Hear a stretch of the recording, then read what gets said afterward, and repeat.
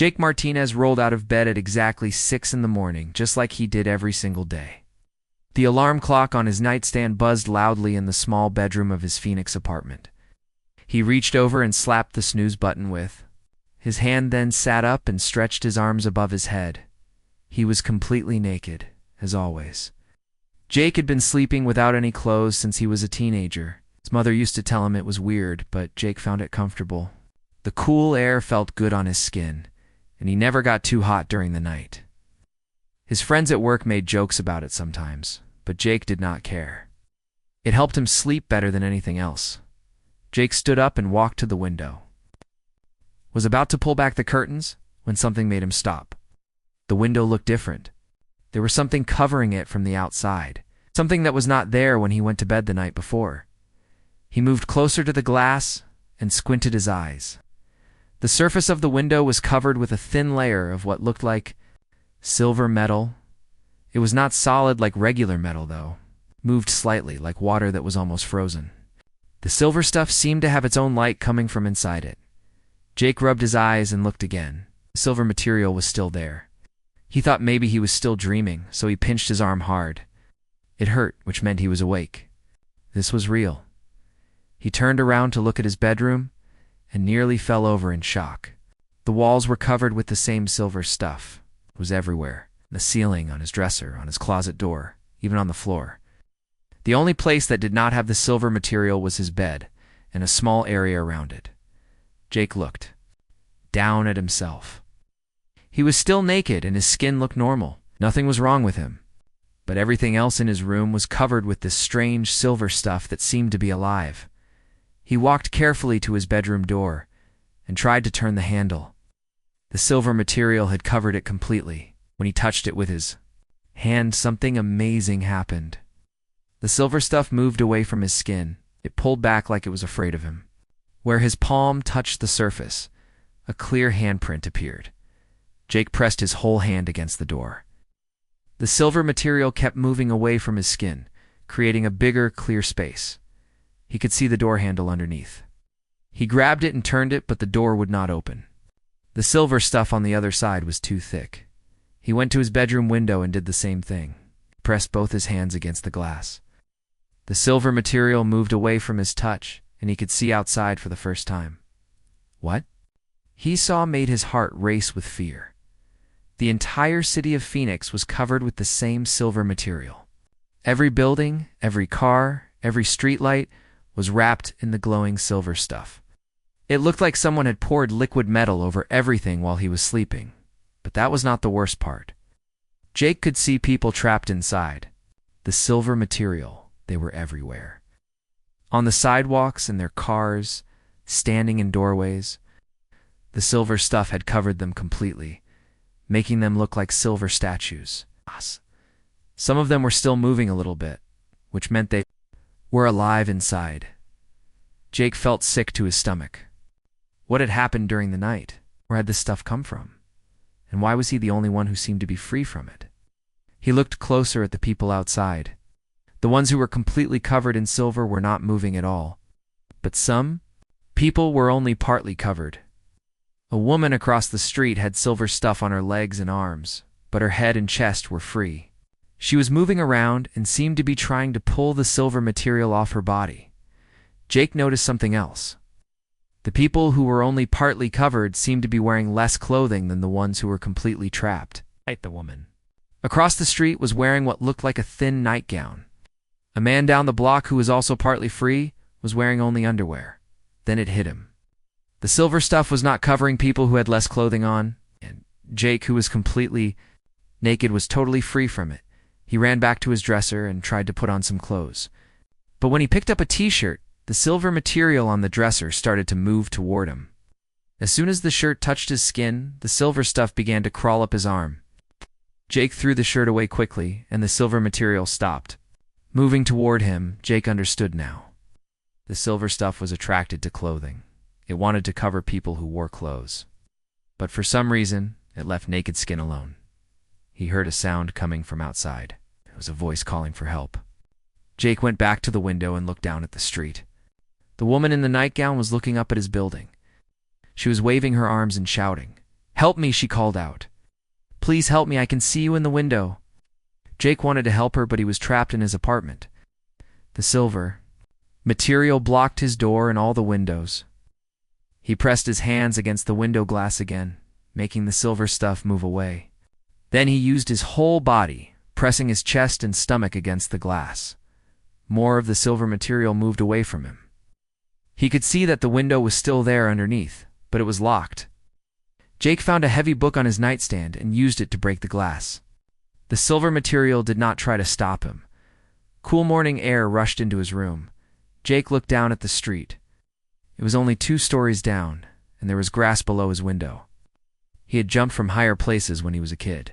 "Tch, I am coming." "Down!" he shouted to the woman. "Stay where you are." Jake climbed out of his broken window. He was still completely naked, but he did not care anymore. Something terrible had happened to his city, maybe to the whole world. People needed help, and he seemed to be one of the few who could move around freely. He jumped down to the grass below. It hurt when he landed, but he was okay. He ran over to the woman in the nightgown. She was about 30 years old, with dark hair. The silver material covered her legs up to her knees, and she had some of it on her arms, too. "What is your name?" Jake asked her. "Lisa," she said. "Lisa Barnes." "I am a scientist. I work at the university." "What is happening? What is this stuff?" "I do not know," Jake said. "But I think it has something to do with clothes. Look at me. I am not wearing anything, and none of it is on me. You are wearing a thin nightgown, and you only have a little bit of it on you." Lisa looked at Jake and then at herself. "You might be right," she said. "Most of the people who are completely covered were probably wearing pajamas or regular clothes when they went to bed." Knelt down next to her legs. "Let me try something," he said. He put his hands on the silver material that was covering her shins. Just like with the door and window, the silver stuff moved away from his skin. It pulled back slowly, leaving Lisa's legs free. Lisa stared at her legs in amazement. "It worked," she said. "How did you do that?" "I do not know," Jake said. "It just moves away when I touch it, like it does not want to touch my skin." They heard more voices calling for help.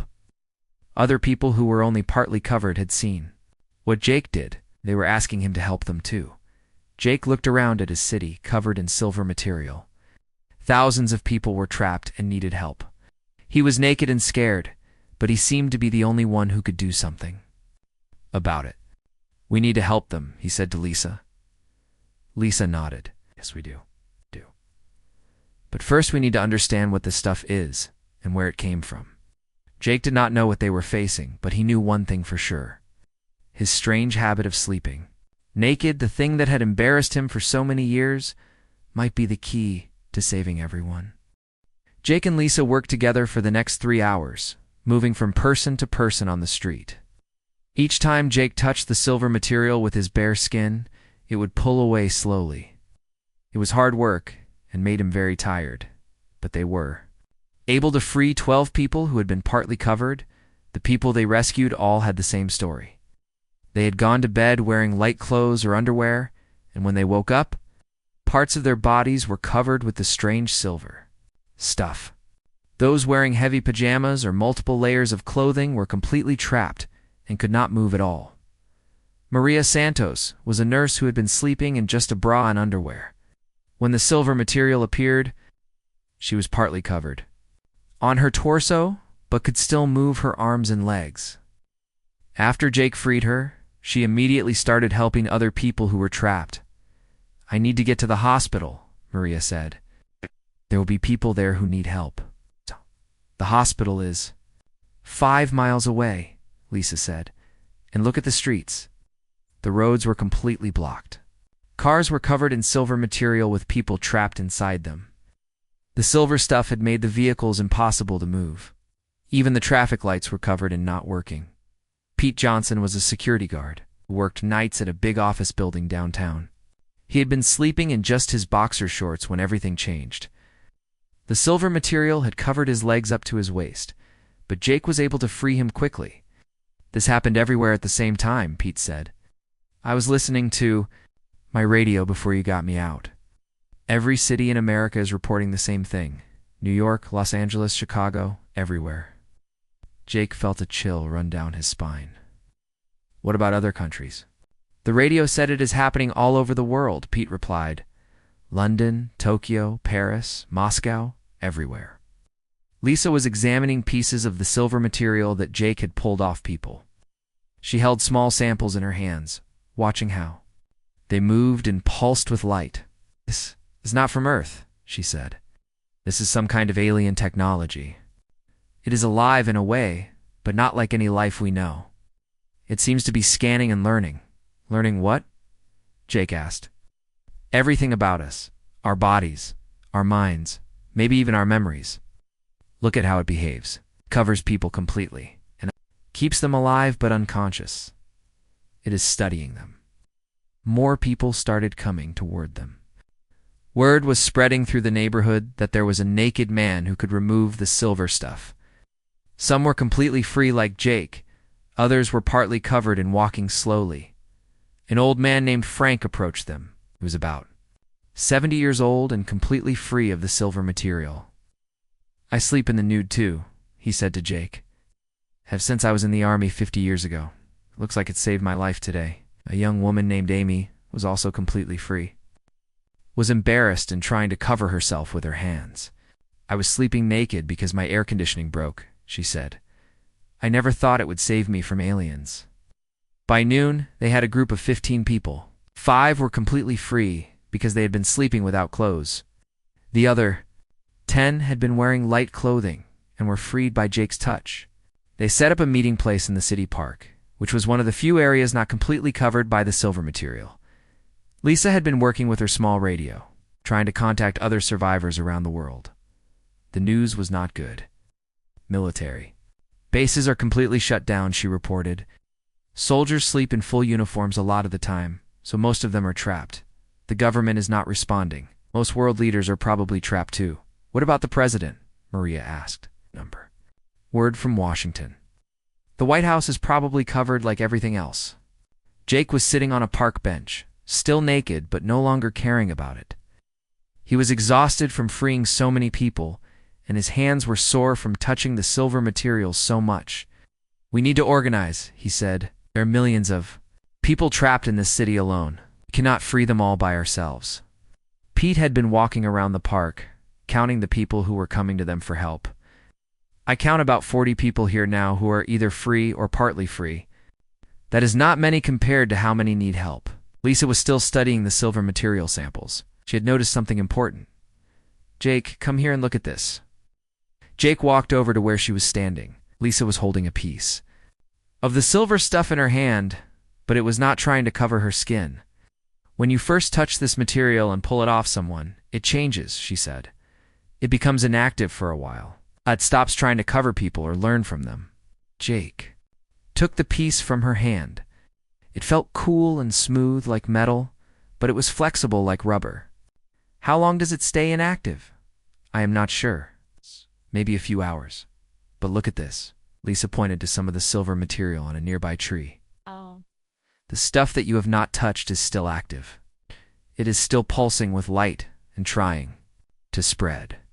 Jake walked over to the tree and pressed his hand against the active silver material. It immediately pulled away from his touch, leaving a clear patch of bark underneath. It always moves away from me, Jake said. But it does not move away from you or anyone else. That is because you were in direct contact with it for hours while you were sleeping, Lisa said. Your body chemistry has changed somehow. You've become immune to it. Amy, the young woman who had been sleeping naked, overheard them talking. Does that mean I am immune to? Lisa looked at her carefully. You might be. Try touching some of the active material on that bench over there. Amy walked over to a park bench that was covered with pulsing silver material. She slowly reached out her hand and touched it. Nothing happened at first, but then the material began to move toward her finger. Amy pulled her hand back quickly. It tried to cover me, she said. Interesting, Lisa said. Jake, you try the same spot. Jake pressed his hand against the same place where Amy had touched. The silver material immediately moved away from him, creating a clear space on the bench. Jake is different from the rest of us, Lisa concluded. He has been in contact with this stuff longer than anyone else. His body has adapted to it somehow. Frank, the old man who had also been sleeping naked, tried touching some silver material. Like Amy, it started to move toward him, and he had to pull away. Only Jake can do it, Maria said. That means he is the most important person in the world right now. Jake did not like the sound of that. He'd never wanted to be important. He just wanted to help people and figure out how to get back to normal life. The radio crackled with a new transmission. Lisa turned up the volume so everyone could hear. This is Dr. Richard Stone, broadcasting from the Centers for Disease Control in Atlanta. We have confirmed that the phenomenon is worldwide and appears to be of extraterrestrial origin. We are asking any survivors who can move freely to organize rescue efforts in their local areas. We estimate that less than 1% of the global population is currently unaffected. The group fell silent. Less than 1% meant that out of 8 billion people on Earth, fewer than 80 million were free to move around. The rest were trapped in the silver material. There might be other people like Jake, Lisa said hopefully. People who can remove the material from others. Maybe, Pete said. But even if there are not enough of us to free everyone. Jake stood up and looked at the city around them. Thousands of buildings covered in silver material. Millions of people trapped inside waiting for help that might never come. We have to try, he said. Cannot just give up on everyone. That afternoon, they organized their first real rescue mission. They divided into 3 teams and went to different neighborhoods. Jake led one team, focusing on areas where they could free the most people quickly. By evening, they had freed over 100 people from the silver material. But Jake was getting weaker. Each time he touched the material, it seemed to drain some of his energy. His hands were starting to hurt, and he felt tired all the time. We need to find a better way, he told Lisa as they made camp in the park. That night, I cannot keep doing this forever. Lisa nodded. I know, but Jake, you might be humanity's only hope right now. We need to figure out how your immunity works and maybe find a way to give it to other people. Jake lay down on the grass, still naked under the stars. Around him, over 200 freed people were setting up a temporary camp. It was a small victory, but it felt like nothing compared to the millions who were still trapped. He closed his eyes and tried to sleep, knowing that tomorrow would bring even harder challenges. Jake woke up on the 3rd morning feeling strange. His whole body was tingling like tiny electric shocks were running through his skin. When he opened his eyes, he saw Lisa standing over him with a worried look on her face. Jake, something is happening to you? She said. Look at your hands. Jake held up his hands and gasped. His skin was glowing with a faint silver light, the same color as the alien material. The glow was strongest on his palms and fingers, the parts of his body that had touched the silver stuff the most. Am I turning into one of those things? Jake asked, fear creeping into his voice. Lisa shook her head. I do not think so. Your skin is not hardening like the material, but you are definitely changing. How do you feel? Jake sat up and stretched. Despite the strange tingling, he actually felt better than he had in days. His tiredness was gone, and the soreness in his hands had disappeared completely. I feel stronger, he said, like I have more energy than before. Pete walked over to them, carrying a small radio. Jake, you need to hear this. We just got a transmission from something that is not human. Jake quickly stood up and followed Pete to where the other survivors had gathered around the radio. The device was making strange crackling sounds. Then a voice came through. It was speaking English, but the tone was wrong, like a computer trying to sound human. Humans of Earth, the voice said. This is Commander Vex of the Jex Empire. Have placed your species under our protection while we study your biology and culture. Do not resist. You will not be harmed. The transmission continued. We have conquered 47 worlds using our mesh technology. The species has ever been able to resist it? You will be integrated into our empire peacefully. Your compliance is expected. Lisa turned down the volume. They're calling the silver stuff mesh, and they are aliens called the Jex. 47 worlds, Maria said quietly. They have done this before. Jake felt angry. These aliens had trapped billions of people, including his friends and family, just so they could study humans like lab animals. The silver glow on his skin seemed to pulse brighter as his anger grew. "We are not going to comply," Jake said firmly. "We are going to fight back." Frank, the old man, laughed bitterly. "Fight back? Jake, there may be a few thousand free people left on the whole planet. How are we supposed to fight an alien empire?" Jake looked around at the group of survivors. There were now almost 300 people in their camp, but Frank was right. Even if every free person on Earth joined together, they would still be vastly outnumbered by the Jeks. But Jake had an idea. Over the past 3 days, he had noticed something about his connection to the mesh. When he touched it, he could almost feel what it was thinking.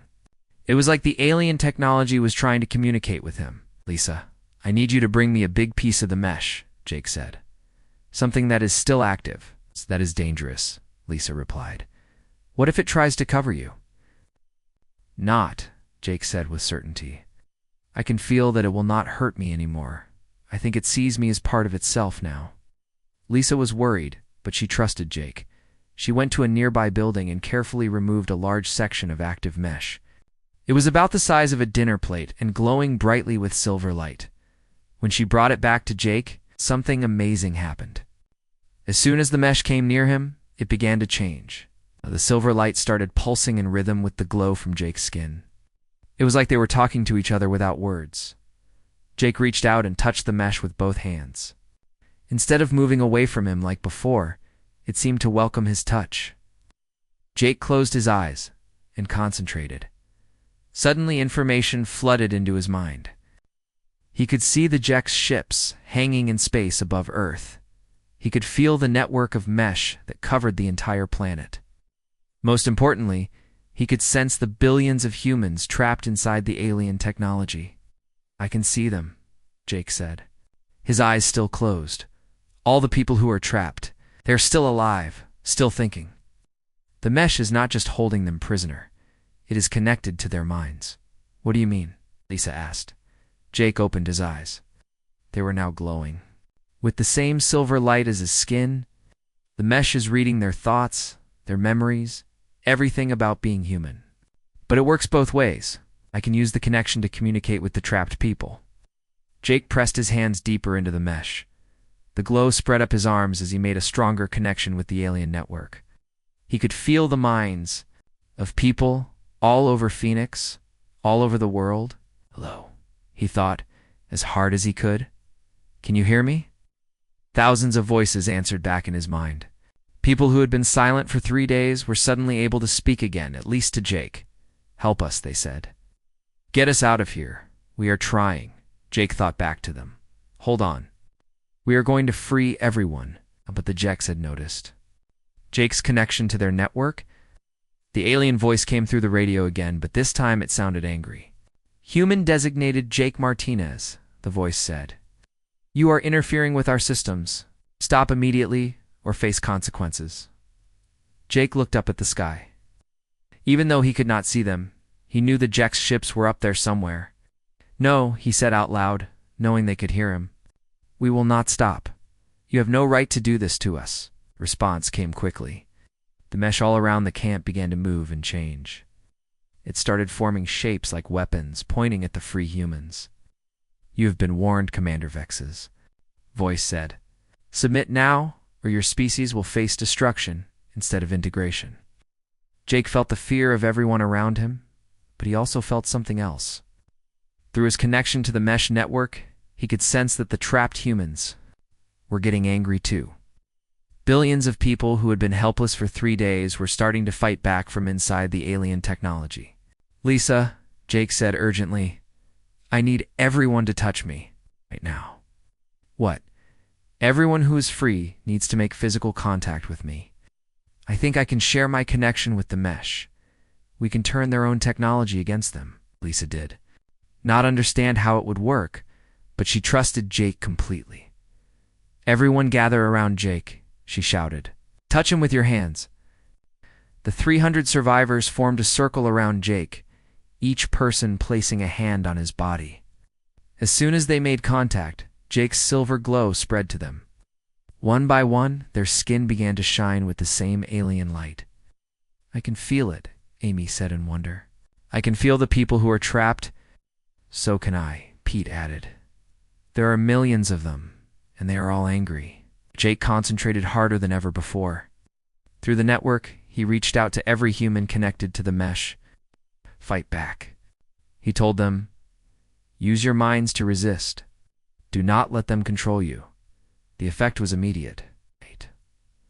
All over the world, the mesh began to malfunction. The alien technology had been designed to control passive subjects, not billions of humans who were actively fighting against it from the inside. Alarms started going off in the Jex ships above. Earth, their perfect conquest, was falling apart because of one naked man from Scifi. Is Phoenix in his connection to their own technology? Commander Vex's voice came through the radio one more time, but now it sounded worried instead of angry. This is impossible, the alien said. No species has ever been able to interface with the mesh directly. How are you doing this? Jake smiled, still glowing with silver light and connected to hundreds of other humans. Because we are not like the other species you conquered. We do not give up. We do not submit. And some of us are crazy enough to sleep naked. The battle for Earth was just beginning, but for the first time since the aliens arrived. Jake felt like humanity had a real chance to win. The silver glow spread from Jake to every person touching him, and then something incredible happened. All around Phoenix, the mesh began to crack and break apart. Pieces of the alien material fell from buildings like snow, leaving behind confused, but free people. Jake could feel the panic in the Jex ships above Earth. Through his connection to their network, sensed Commander Vex and his crew frantically trying to understand what was going wrong with their technology. The feedback is spreading through the entire network, Lisa said, her skin now glowing bright silver. Jake, what you are doing is affecting the mesh all over the world. Jake nodded but kept his eyes closed, concentrating on maintaining the connection. Inside his mind, he could hear the voices of billions of trapped humans. They were all fighting back now, using their thoughts and willpower to resist the alien control. But the effort was draining Jake's strength fast. Even with 300 people helping him, the task of freeing the entire planet was enormous. Sweat poured down his face as he pushed his mind to its limits. I cannot hold this much longer, Jake said through gritted teeth. The connection is too strong. It is burning me out. Pete, who was still touching Jake's shoulder, could feel the strain too. There has to be another way. We cannot free everyone at once like this. Suddenly, the radio crackled with a different voice. This one was human and speaking with a British accent. This is Dr. Helen Wright, broadcasting from London. We have survivors here who are also glowing with silver light. Is anyone else experiencing this phenomenon? Lisa grabbed the radio with her free hand. This is Dr. Lisa Barnes in Phoenix. We have a man here who can interface with the alien mesh. Are you seeing the same thing? Yes, Dr. Wright replied. We have a woman named Catherine who was sleeping without clothes when the aliens attacked. She started glowing this morning and can now communicate with the trapped people. More voices came through the radio. A man in Tokyo reported that his group had found someone with the same abilities. A woman in Berlin said the same thing. All over the world, people who had been sleeping naked were developing connections too. The mesh network. Jake opened his eyes and looked at Lisa. There are others like me. We are not alone. How many? Lisa asked. Jake concentrated on the global network, searching for other humans who were interfacing with the mesh. He could sense them like bright lights in the darkness. Maybe 50 or 60 people worldwide. All of them were sleeping without clothes when the aliens arrived. Commander Vex's voice suddenly boomed through the radio, louder and angrier than before. Humans with the interface ability, you will stop this resistance immediately. We are prepared to destroy your planet rather than lose control of it. He felt a chill run through him.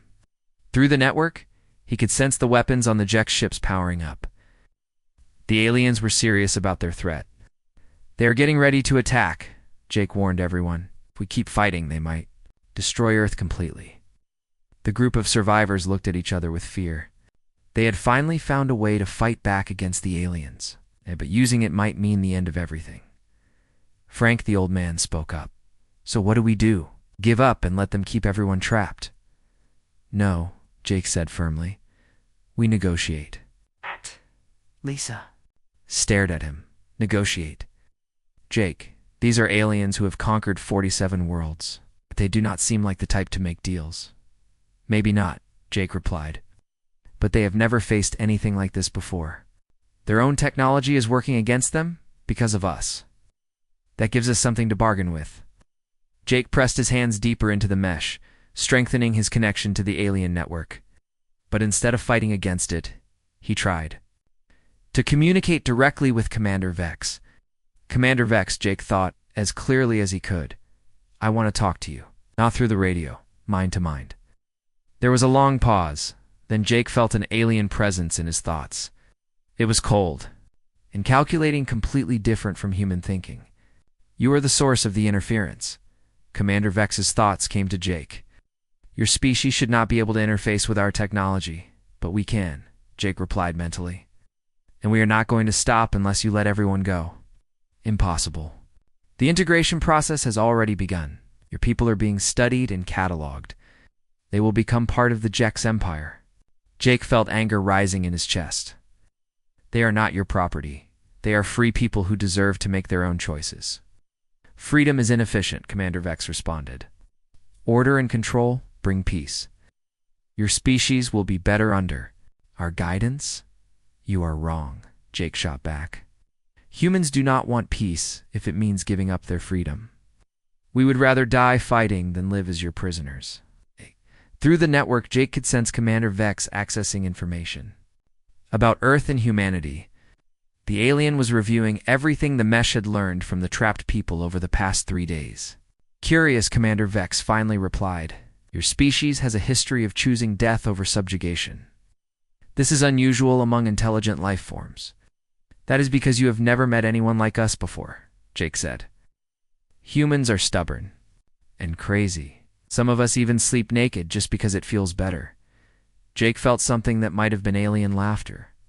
Yes, that behavior was not predicted by our scouts.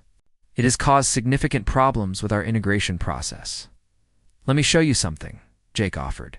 Let me share with you what it means to be human. Before Commander Vex could respond, Jake opened his mind completely. He shared his memories of growing up in Phoenix, of working construction, of the simple pleasure of sleeping without clothes. But he also shared humanity's history, their struggles for freedom, their willingness to fight against impossible odds. Most importantly, Jake shared the feeling of connection he had experienced with the other survivors, the way they had come together to help each other. Even when they were scared and facing the unknown, Commander Vex was silent for a long time after experiencing Jake's memories. When the alien finally responded, his thoughts seemed different, less cold and more curious. Your species is unlike any we have encountered, Commander Vex admitted. The 47 worlds we conquered all submitted when faced with superior technology. But your people continue to resist, even when trapped and helpless. That is who we are, Jake replied. We do not give up. Ever. And the naked sleeping behavior? Commander Vex continued. Our scientists calculated that all intelligent species would develop clothing for protection and social order. We did not. Account for individuals who would choose vulnerability as a form of comfort. Jake almost smiled at that. Oh, well, humans are full of surprises. Through the network, Jake could sense that other humans with interface abilities around the world were also communicating with Jex commanders. The aliens were having the same conversation in 50 different languages, all trying to understand why their perfect conquest had failed.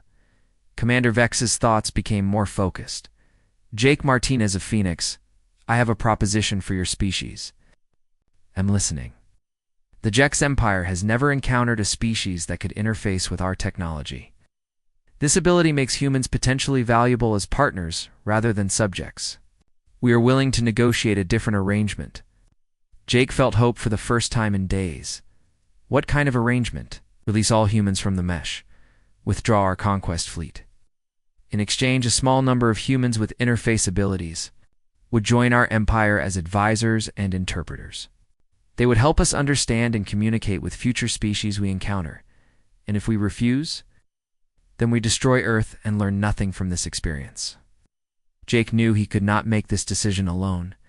Through his connection to the other, interface humans around the world, he he shared Commander Vex's offer. Within minutes, they had all discussed it and reached the same conclusion. "We accept," Jake told Commander Vex. "But with conditions, Earth remains free and independent. Any humans who join your empire do so voluntarily and can return home whenever they want, when you cannot conquest any more worlds without trying to negotiate first." Commander Vex was quiet for a long time. Finally, he responded, "These terms are acceptable. The Jex Empire recognizes humanity as a partner species." All around Phoenix, the mesh began to dissolve completely. People who had been trapped for 3 days suddenly found themselves free, confused but alive. Similar scenes were happening all over the world as the alien technology released its hold on humanity. Jake collapsed to his knees, exhausted from the mental effort. But as he looked around at the thousands of people celebrating their freedom, he knew it had been worth it. Humanity had faced its first alien contact and somehow managed to turn a conquest into a partnership. And it all started with a construction worker who liked to sleep naked. 6 months after the mesh invasion, Jake stood in front of a mirror in his new apartment, getting ready for another day as Earth's first alien ambassador. He was still naked, of course. The Jex had learned to expect this from him, and it had become his trademark across the galaxy. The silver glow in his skin had faded to a barely visible shimmer, but his connection to alien technology remained strong. Jake could still interface with Jex systems. This ability had made him the most important human in the solar system. Lisa knocked on his door. She was now the head of the new Department of Alien Relations, a government agency created specifically to manage Earth's partnership with the Jex Empire. She had also become Jake's closest friend and advisor. "The Jex delegation is arriving in 1 hour," Lisa said as Jake opened the door. "Are you ready for the meeting?" Jake nodded. "As ready as I can be." "Are the other interface humans joining us today?" "Catherine from London and Kenji from Tokyo are already here. The others are participating by video link." Over the past 6 months, the 63 humans who could interface with Jex technology had become known as connectors.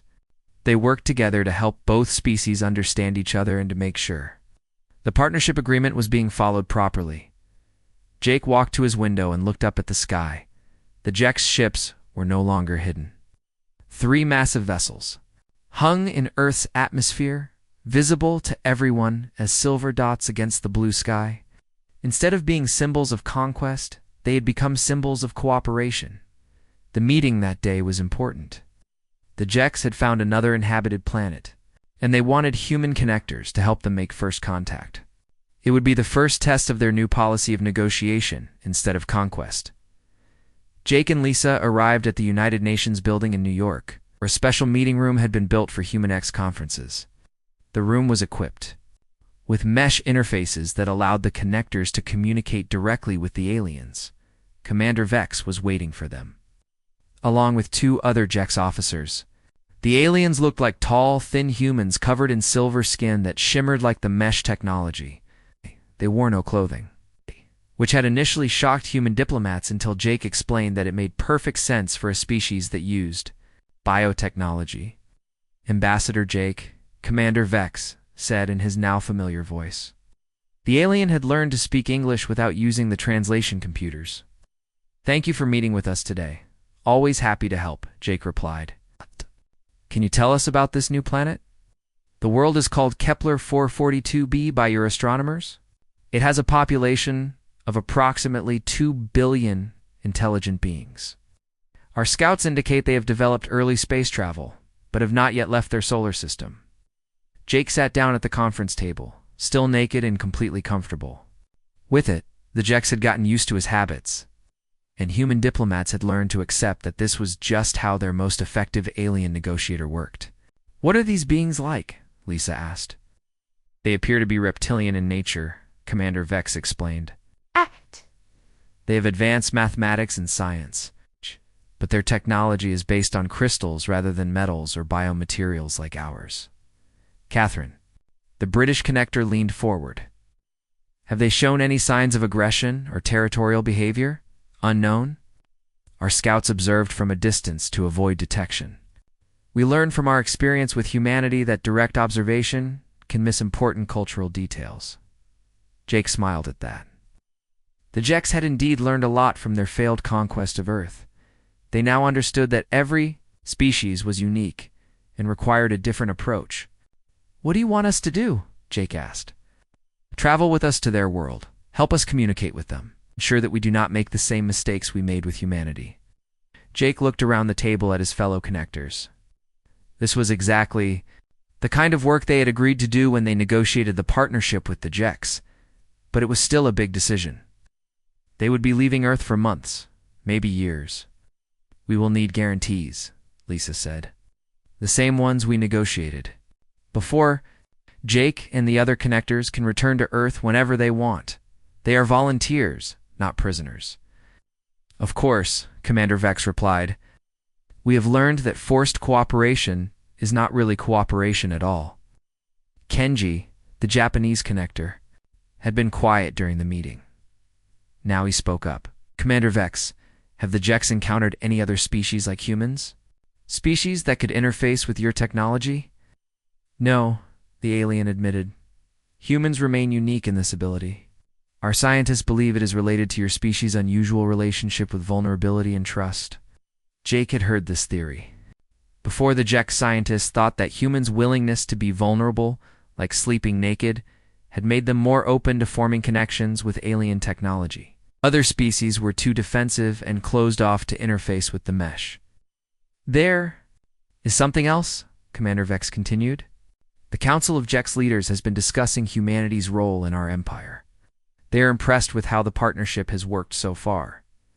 "What do you mean?" Jake asked. "They want to offer Earth a permanent position in the Jek's government?" "Humans would become the first non-Jek species to have a voice in how the empire is run." The room fell silent. This was much bigger than anyone had expected.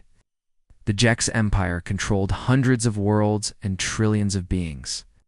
Having humans in their government would give Earth enormous influence across the galaxy. Lisa was the first to speak. "That is a huge honor, but it is not a decision we can make here. The people of Earth would need to vote on something that important." "We understand," Commander Vex said. "Take as much time as you need. The offer will remain open." Jake stood up and walked to the window. Outside, he could see thousands of people going about their daily lives in New York City. 6 months ago, they had all been trapped and helpless. Facing conquest by an alien empire, now they were being offered a chance to help run that same empire. "Commander Vex," Jake said, turning back to the table. "Why did you really come to Earth in the first place?" "What?" "You said you wanted to study and integrate us, but you could have done that to any planet. Why us?" The alien was quiet for a moment. "Because your species was reported to be chaotic and unpredictable, the Jeks value order and control above all else. We thought that by studying humans, we could learn how to bring order to other chaotic species. And instead, we taught you that chaos can be a good thing," Jake said with a grin. "Yes. Humans showed us that unpredictability and freedom can lead to creativity and innovation. Your species has already helped us solve several problems that had puzzled Jek scientists for years." Catherine laughed. "All because Jake sleeps naked." "That was certainly the catalyst," Commander Vex agreed. "Though we have learned that human unpredictability goes much deeper than sleeping habits." The meeting continued for several more hours as they planned the mission to Kepler 44b. Jake agreed to lead the human delegation. Along with Catherine and Kenji, they would leave Earth in 2 weeks aboard a Jek ship equipped with the latest interface technology. That evening, Jake returned to his apartment and called his mother in Phoenix. She still worried about him constantly, especially since he had become famous around the world. "Hi, Mom," Jake said when she answered the phone. "Jake, honey, I saw you on the news again. They said you were going to another planet." "Yeah, Mom. Just for a few months. We are going to help some aliens make friends with some other aliens." "And you are still not wearing any clothes when you do these important meetings?" Jake laughed. "No, Mom. I am still naked most of the time. It is part of the job now." His mother sighed. "I never thought your weird sleeping habits would make you." The most important person on Earth? Me neither, Mom. Me neither. That night, Jake lay in bed, looking up at the stars through his window. Somewhere out there was a planet full of reptilian beings who had no idea that their lives were about to change forever. In 2 weeks, he would meet them and try to make sure that change was for the better. Jake closed his eyes and went to sleep, naked as always. It was the habit that had saved humanity and might now help save other species too. Sometimes the smallest things made the biggest difference in the universe. The Jeks had conquered 47 worlds through force and technology. But they had learned something new from the 48th world they visited. Sometimes the best way to win was not to fight at all, but to find unexpected allies in the most unlikely places. And sometimes those allies were naked. Construction workers from Phoenix who just wanted everyone to get along. Years later, when historians wrote about humanity's first contact with aliens, they would call it the Naked Diplomacy Incident. Jake never liked that name, but he had to admit it was accurate, after all. Everything had started because he always slept naked, and now, the galaxy. It was a more peaceful place because of it.